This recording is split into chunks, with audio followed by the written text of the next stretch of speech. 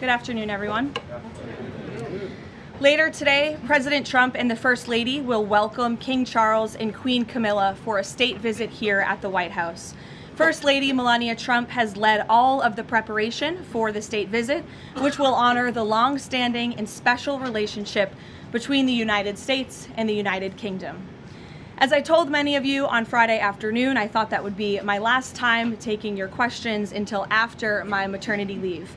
But given the attempted assassination of the president and, quote, top Trump administration officials, as the depraved shooter noted in his manifesto at the White House Correspondents Association dinner on Saturday evening, I felt it was prudent to be here today to answer your questions and inform the American people about how the administration is responding to yet another attempt on President Trump's life. Saturday was supposed to be a joyful evening, celebrating free speech and the First Amendment with all of you, members of the press. Instead, the night was hijacked by a crazed anti-Trump individual who traveled across the country to assassinate the president and as many administration officials as possible. This is the third major assassination attempt against President Trump in 2 years. No other president in history has faced such repeated, serious attempts on his life. First and foremost, the President, the First Lady, and everyone in this White House are extraordinarily grateful to the brave law enforcement professionals who sprang into action to apprehend the would-be assassin and keep all of us safe. The President would especially like to express his gratitude to the men and women of the United States Secret Service who acted with the utmost professionalism, courage, and sense of duty.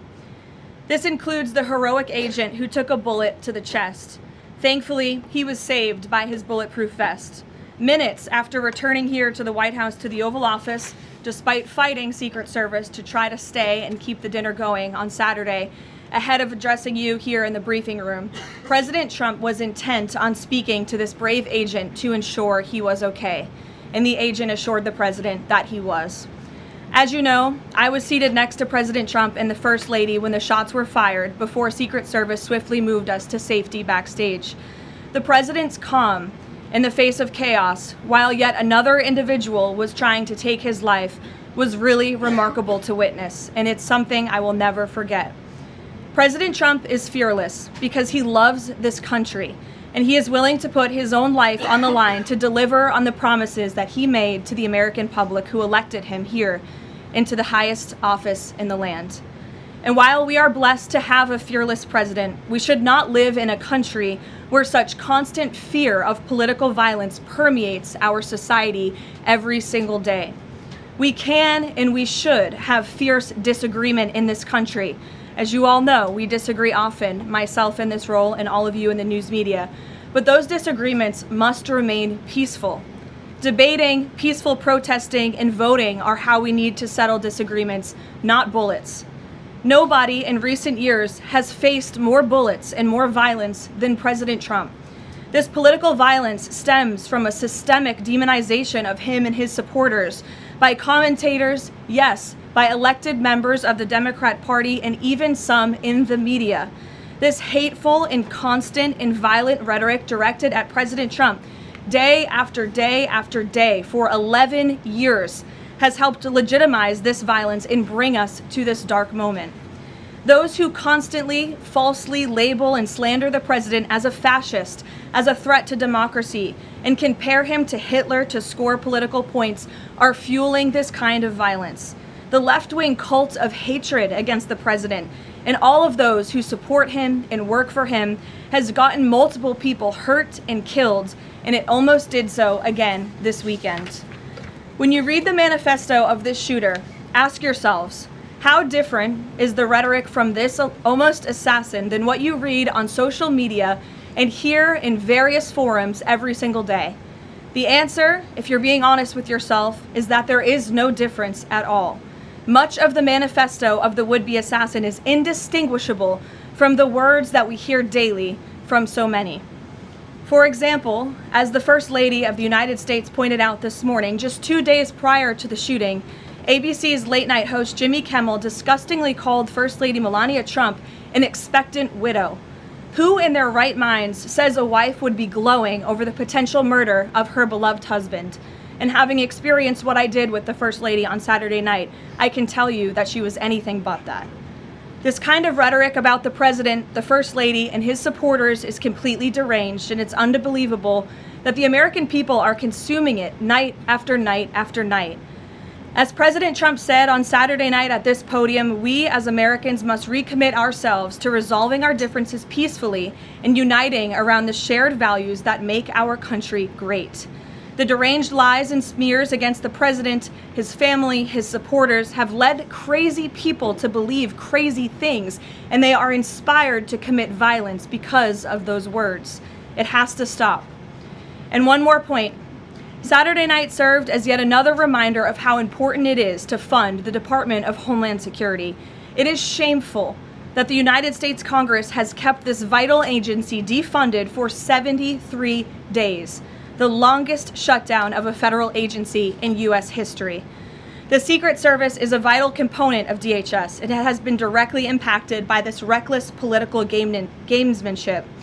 Everyone in this room who was there on Saturday night witnessed the heroes of Secret Service and federal law enforcement jump into action in the face of grave danger and uncertainty. Agents put their own lives in harm's way to protect the president, the First Lady, the Vice President, and members of the cabinet.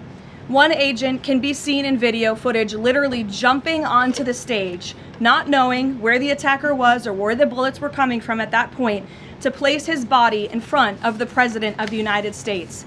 These men and women are heroes. They perform their duties daily, and they have children and families too. And they do it despite the political turmoil surrounding their agency. Make no mistake, this defunding of DHS should be a national scandal. If Republicans defunded DHS and we saw another attempted assassination on a Democrat president, I would hope that the media coverage would be relentless and unforgiving, and I hope that it continues to be now. With the World Cup, America 250, the 2028 Olympics, and a presidential election all ahead, the Democrats' obstruction is placing an enormous and totally pointless burden on the Secret Service that can get more people killed. Enough is enough. There should be no further debate about this. Democrats need to do what President Trump has been calling on them to do for 73 days in a row and fund the Department of Homeland Security, period.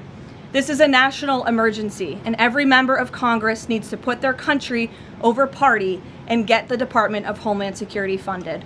With that, I will take a few of your questions today. Daniel, thank you for being here. Why don't you kick us off? Thank you, Caroline. The president, Saturday after the assassination attempt, came here. He emphasized that law enforcement did their job, keeping everyone safe over dinner. House Speaker Mike Johnson came out and said he believes the president needs greater protection. What is the White House's message to the millions of Americans who wake up here today nervous, uneasy about the safety of the president at events like this and the safety of other cabinet members? Well, we certainly understand their fears and their worries. As you heard from the president himself, he continues to have trust in the United States Secret Service. As I just said, these are great men and women who are doing their jobs and performing their duties honorably. As we all witnessed on Saturday evening, within minutes, the president, the first lady, the vice president, members of the president's cabinet were ushered out of the room. The perpetrator who sought to inflict massive harm, as we all now know with the release of the manifesto on administration officials and the president himself, was stopped at the security perimeter that was set up.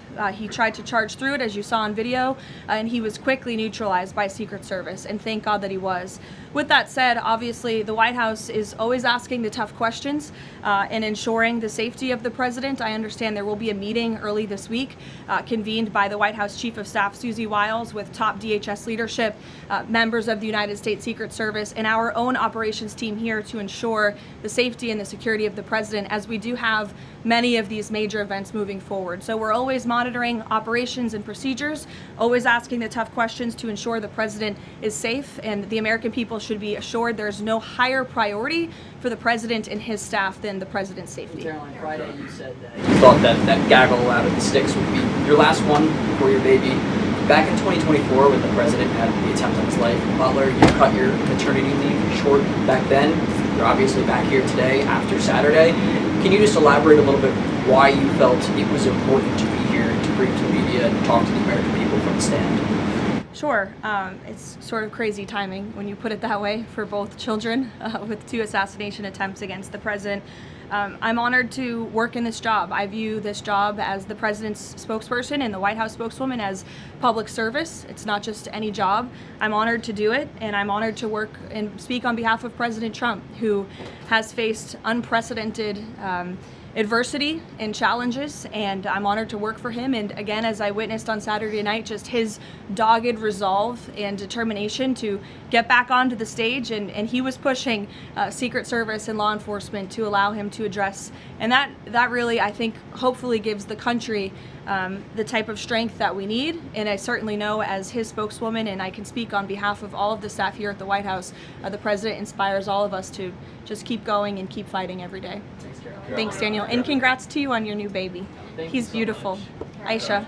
Just on the rhetoric, you mentioned the First Lady and Jimmy Kimmel. Jimmy Kimmel's comments were, "Mrs. Trump, you have a glow like an expectant widow."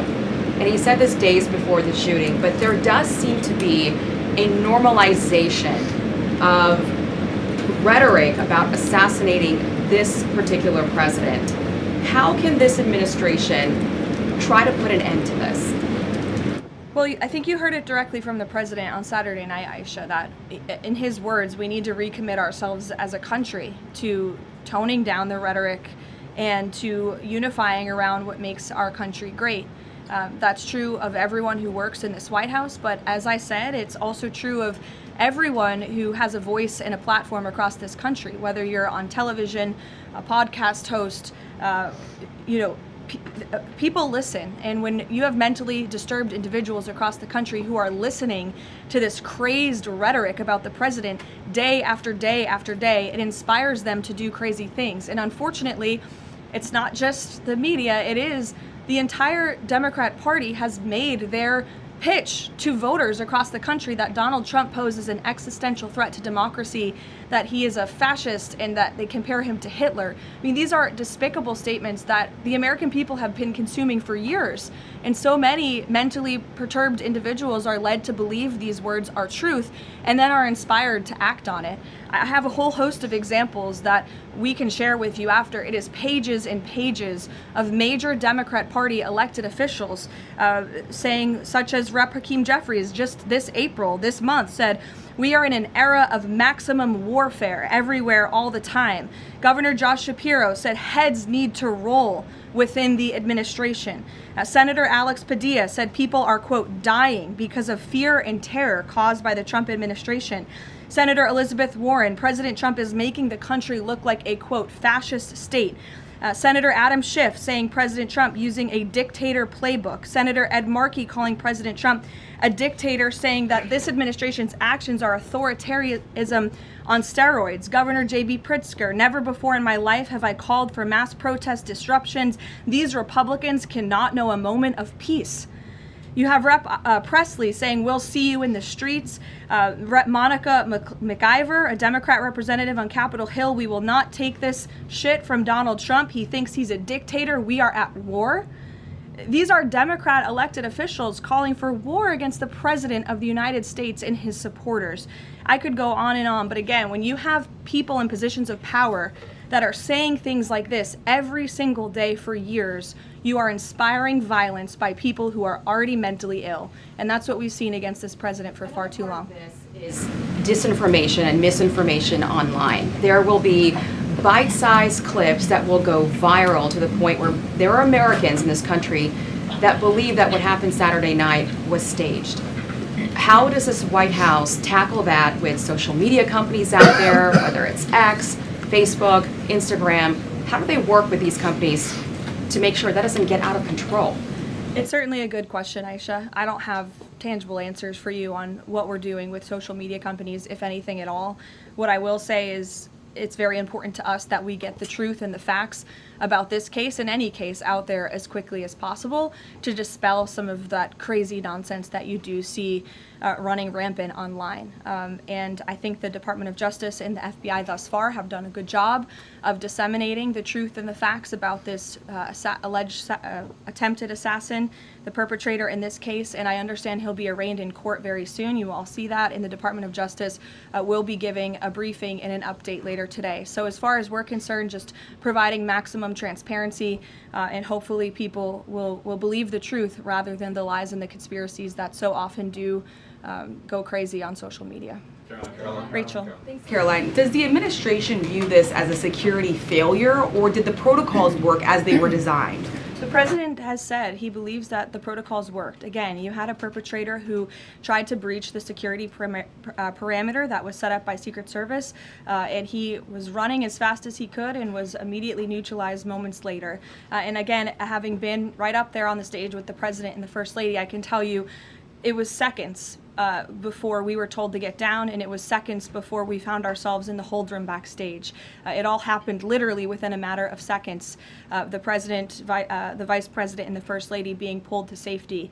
That is not done if there's a lapse. So Secret Service did their jobs well. They communicated with one another to remove the president and the vice president to safety as quickly as they could, and obviously to neutralize the shooter as well. And thank God they did, because if that man was allowed into that ballroom, it would have been a much different scene. And just one more follow-up on just how the White House could be rethinking security protocols going forward. I mean, we all remember after the attempted assassination in Butler, there were indoor rallies that were held after that. Is that out of the question, changing any additional security protocols when it comes to how the president does these events that are outside of the White House? I definitely wouldn't say changes are out of the question. I think, again, that it's up to the White House here, and we view it as a great responsibility to ensure the maximum safety of the president and the vice president and the entire cabinet. And so we're always looking for ways to improve security. I think if you just sit here and say everything is perfect all the time, that's not a good way to operate. And so the White House will continue to engage with DHS and with Secret Service to find ways to improve and strengthen security. But as far as Saturday night is concerned, the president was satisfied with the response, and he's very grateful to the men and women who provided the response for him and his wife and members of his team. Deanna. Thanks, Caroline. The president has talked about rescheduling the dinner within 30 days. Does he have a specific venue in mind, and would he consider hosting it at the White House? Well, unfortunately, we don't have a room big enough here at the White House, which is another point to be made, and the president is absolutely right. It's why the White House Ballroom project is not just a fun project for President Trump, like you will read in the media. It is actually critical for our national security that a larger, secure building on this complex, which is the most secure complex in the world, is built to accommodate not only large amounts of guests, but also the president, the vice president, members of the cabinet. The line of succession in this country should be able to gather freely in safety without the fear of threats or political violence. And the White House Ballroom will provide that. And so it's critical that we get this project done as quickly as possible. Iran as well. Thank you, Caroline. Thank you, Caroline. Two questions, if that's all right. First, on the security situation on Saturday, kind of a follow-up here. Previous administrations have sent both the president and the vice president to the dinner, but after the foiled attack on Saturday, if the dinner is rescheduled, would President Trump and Vice President J.D. Vance both plan on attending? And is it wise to have both of them in the same spot, given the presidential line of succession that you mentioned a second ago? It's definitely a good question, and I know that it's one that will be raised. I can assure you the president intends to attend the event, as he has told all of you publicly. I don't want to rule in or out the vice president's attendance, but certainly that's a conversation that will take place. Iran has proposed a mutual reopening of the strait, leaving the nuclear discussion for later in the process. Given that the nuclear program has been a red line for this administration, would the president agree to that kind of phased negotiation? Well, only because it's been reported. I will confirm the president has met with his national security team this morning. The meeting may be ongoing, maybe not. I don't want to speak affirmatively because I was prepping to come out here. But the proposal was being discussed. I don't want to get ahead of the president or his national security team. What I will reiterate is that the president's red lines with respect to Iran have been made very, very clear, not just to the American public, but also to them as well. So they're considering it. I wouldn't say they're considering it. I would just say that there was a discussion this morning that I don't want to get ahead of, and you'll hear directly from the president, I'm sure, on this topic very soon. I'm going to ask you about the Fed chairman, but first, 3 assassination attempts in 3 years. Is this going to change the type of events that the president goes to? Well, again, that's going to be part of the conversations moving forward. But as you heard from President Trump, he does not want these deranged lunatics and these grave acts of political violence to change our American way of life. And I think it's a very brave thing for him to say. It'd be very easy for him to just hunker down here at the White House where he knows he's safe, but the president wants to be out across the country. He wants to go across the country to meet with Americans. He wants to celebrate the 250th birthday of our nation's anniversary this summer. As you know, we're gearing up for a big UFC fight here on the South Lawn. So there's many exciting events I know the president wants to be part of and will be part of moving forward. He's undeterred in that way, and it's something that inspires all of us here to keep going. Senator Tillis is now dropping his objection to allowing Kevin Warsh to be confirmed because the DOJ has closed their investigation. Is the president satisfied that an Inspector General report into the Federal Reserve is enough to look into these renovations? The president understands that the Inspector General has greater tools at their disposal, perhaps even more powerful than a grand jury, to continue investigating the financial mismanagement of the Fed building, which is a priority for the president. Look, he's a builder himself. When he sees something has a lot of cost overruns, is taking too long, and in this case ripping off the American taxpayer, he wants to get to the bottom of it. I understand Senator Tillis put out a statement saying he'll support Kevin Warsh's confirmation. That has been our position all along from day one. He is more than qualified for the job, and we look forward to working with the Senate on his swift confirmation process. Megan. As a follow-up on Warsh, will the president be satisfied once the Fed's Inspector General finishes that investigation, even if it finds no evidence of wrongdoing? Well, that's a hypothetical question. I'll let the president speak on it when we see the results. It's obviously far too early to say. And relatedly, as a follow-up, now that it looks like Warsh will be confirmed by the end of Jay Powell's term, is he still considering firing Jay Powell if he stays on as governor after that? I haven't talked to him about it specifically, but I think the president will be satisfied once Kevin Warsh is confirmed as the Fed chair, which he should be.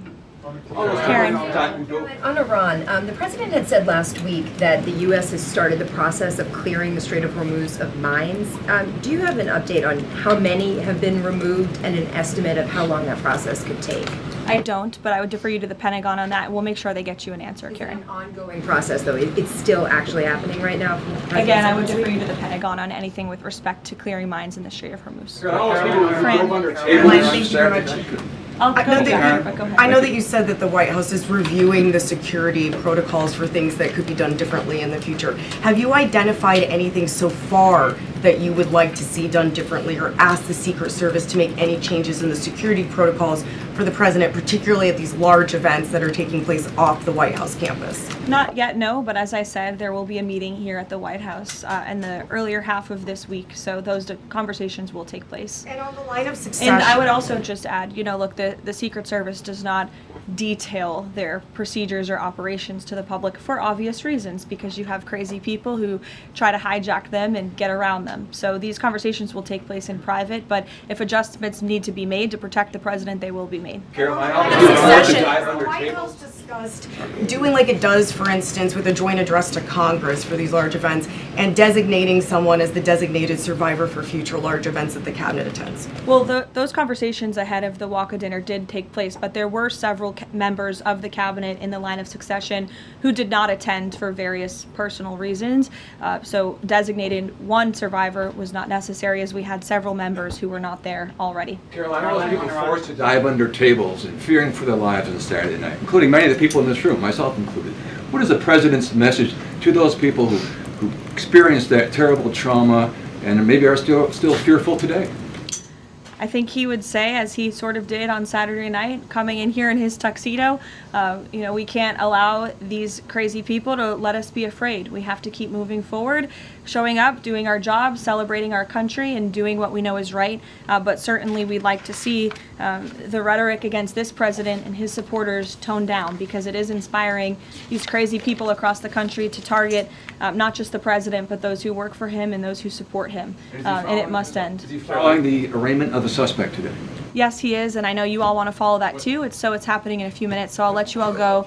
The Department of Justice is also going to be speaking momentarily following the arraignment, and I pray that this is the last time I speak to you for some time until after my maternity leave. So thank you guys.